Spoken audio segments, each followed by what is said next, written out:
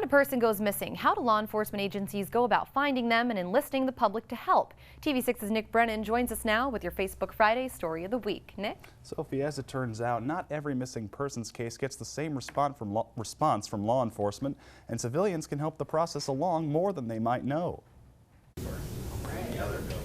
When people go missing, it can be a race against time to locate them before the worst happens. There are all types of scenarios that can happen with missing people, but law enforcement agencies tend to have a standardized strategy to dealing with them. It's investigating. It's finding out where they were last seen and then kind of working off information that we have, talking to witnesses and trying to narrow it down to a certain geographical area. Contrary to what you might have heard, you don't have to wait 24 hours before a person can be declared missing. In fact, law enforcement agencies want you to tell them as soon as you suspect something may be wrong.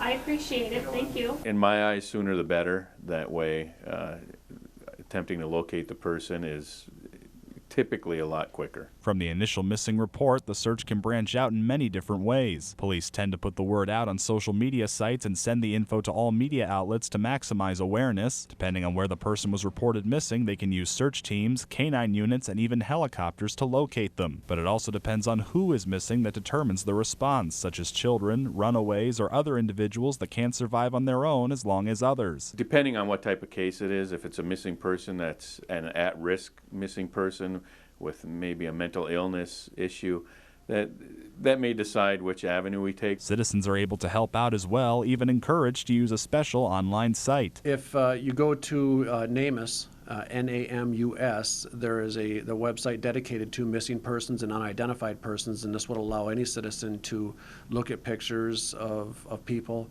and maybe aid in the investigation. Even if you don't use the site, there's a more traditional way to pass on any information.